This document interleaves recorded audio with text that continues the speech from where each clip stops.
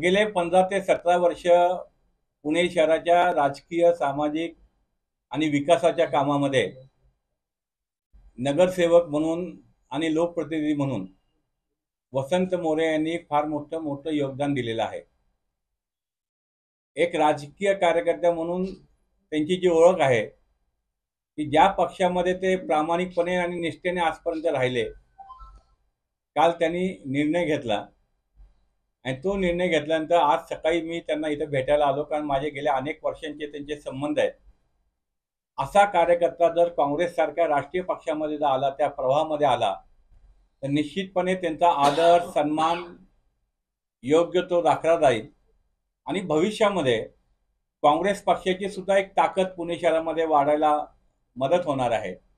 आज आपण पाहिलं की ज्या पद्धतीने भारतीय जनता पार्टीचं राज्यकारभार चालू आहे, त्याच्या विरोधामध्ये महाविकास आघाडी म्हणून आम्ही ज्याला एक शक्ती उभी केलेली आहे, त्या शक्तीमध्ये वसंत मोरे सारख्या कार्यकर्त्याची ताकद जर सामील झाली तर निश्चितपणे महाविकास आघाडीला, काँग्रेस पक्षाला त्याचा फायदा होणार आहे आणि म्हणून त्यांनी काँग्रेस पक्षामध्ये यावं ही विनंती करण्यासाठी मी आज या ठिकाणी आलेलो आहे. काँग्रेसमध्ये विनंती तुम्ही करताय त्यांना येण्याची. वसंत मोरेंनी काल त्यांची भूमिका स्पष्ट केली की त्यांना खासदारकी लढवायची आहे. तुम्ही त्यांना लोकसभेला संधी देणार का? असे की मी या ठिकाणी जे आलो, अजून आमची काही चर्चा झालेली नाहीये.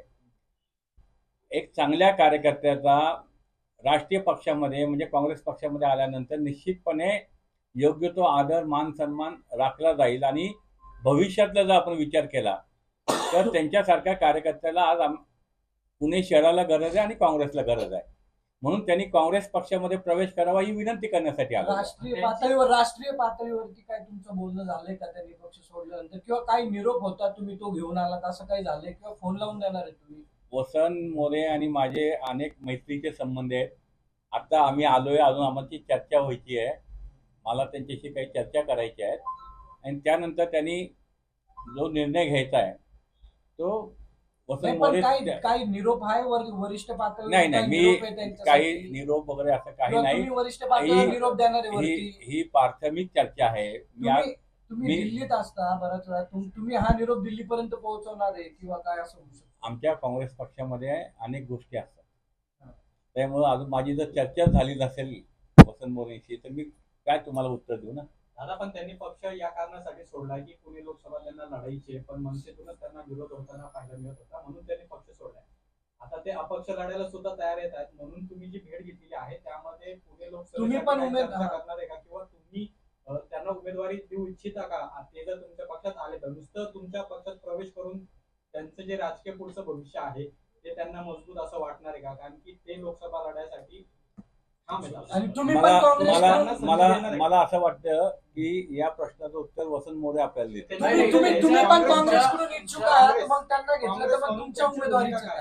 असे आज आम्हाला भारतीय जनता पार्टीला पराभव करायचा आहे. पुणे शहरातून काँग्रेसचा खासदार निवडून आणायचा आहे आणि तो निवडून आणायचा असेल तर आम्हाला सर्व ताकदीचं आज आम्हाला गरज आहे आणि म्हणून आम्ही पुणे शहरामध्ये चांगले कार्यकर्ते जे वसंत मोरे सारखे ते जर पक्षामध्ये प्रवेश केला तर निश्चितपणे आमची ताकद वाढणार आहे.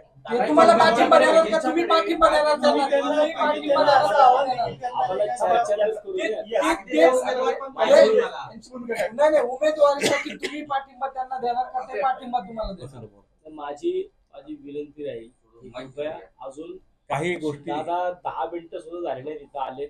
मला कुठल्याही बाबतीमध्ये मी त्यांच्यासोबत मला एक 10 ते 15 मिनिटापूर्वीच त्यांचा फोन आला होता आणि मी त्यांना इथलं माझं लोकेशन पाठवलं, मी इथं आहे म्हटलं. ते आलेत आणि आल्यापासूनच आपणच बोलतोय. मला त्यांना माझ्या संग काय बोलायचे, मला त्यांच्या संग काय बोलायचे ते अजून काहीच ठरलेलं नाही. तेव्हा माझी खूप विनंती राहील की पहिल्यांदा मला बोलू देत. आता काय म्हणतात, परंतु काँग्रेस प्रवेशाचा प्रस्ताव घेऊन आले तर तुम्ही काँग्रेसमध्ये जाणार आहात का? प्रस्ताव मला बोलू तर द्या. म्हणजे मला अजून तुम्हाला काल नंतर किती फोन आले, कुणाचे फोन आले? आज पहिल्यांदाच दादा मला भेटायला आलेले आहेत. मला साहेबांचा पण फोन येऊन गेलाय, सुप्रियाताईंचा पण फोन येऊन गेलाय. मला सगळ्या पक्षातनं काल कॉन्टॅक्ट झाले.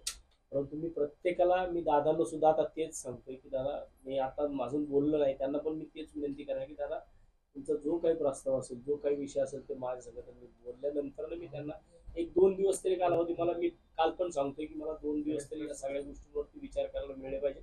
आणि त्याच्यानंतर मला जी काही मला हे करायचे असेल, जो निर्णय घ्यायचा असेल, तो मी येणाऱ्या 2-3 दिवसामध्ये निर्णय घेईल. मनसेतून कुणाचे फोन आले? मनसेतून कुणाचे फोन आले? मनसेतून मला सगळ्या नेत्यांचे फोन आले. अन्य साहेबांचं सुद्धा मला या ठिकाणी जे काही आमचे पक्षाचे नेते काल रात्री 11 वाजता भेटायला आले होते, मी त्यांना पण काल सांगितलं की बाबांनो, मला माझे हात जोडून विनंती असेल की मला नका साहेबांबरोबर बोलायला हो, कारण मला ते जमणार नाही. आजपर्यंत मी माननीय राज साहेबांना कधी खोटं बोललो नाही, आणि आता परत एकदा मी त्यांच्यासोबत बोलून हो साहेब मी येतो असं मला म्हणणं जमणार नाही. मी माझ्या परतीचे सगळे दोर कापलेले आहेत, त्यामुळे मला परत महाराष्ट्र नवनिर्माण सेना या पक्षामध्ये येता येणार नाही. मी येणार नाही. तेव्हा माझी त्यांना मी विनंती केली की मला नका फोन देऊ. मनसेकडून तुमचे मीम्स जे आहेत, मीम्स व्हायरल केले जात आहेत.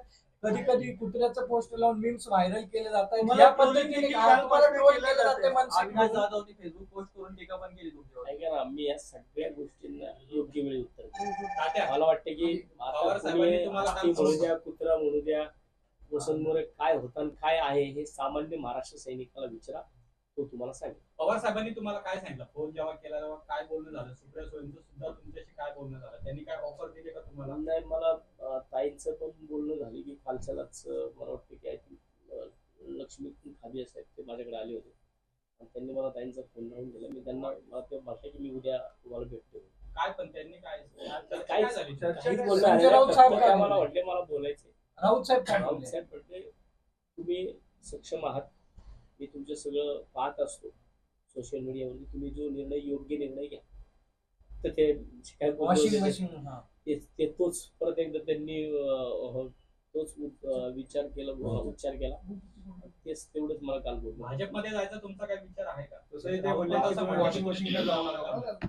भाजपचे कुठल्या नेत्यांनी फोन नाही केला. पहिल्यांदाच दादा आले, अजून मी दादांसंग बोललो नाही. दादांसंग बोलू देत, त्याच्यानंतर मग काय भाजप कोण आले का? भाजप आले का? तर मला फक्त माझे मित्र पुण्यनगरीचे महापौर मुरल्यांना मोहन यांचा फोन काल रात्री झालेला आहे. अण्णा माझ्यासंग बोलला की एक मित्र म्हणून बोल, पक्षाचा म्हणून नाही, की दादा जे काही विषय झाला तो चुकीचा झाला, मला तुझ्या संग बोलायचं, मी उद्या तुला फोन करून येतो. ते पण भेटायला येणार आहेत का? ट्रोल करतात मला म्हटलं कालपासून जे तुमचं ट्रोल करतात ते मनसेतले ते मनसैनिक जुने सहकारी तुमचे. जे ट्रोल करतात त्याच्यामधले कमेंट्स वाचा ना. कळेल. मला ट्रोल करणाऱ्यांचं मला काय कधी आयुष्यामध्ये भीती वाटली नाही.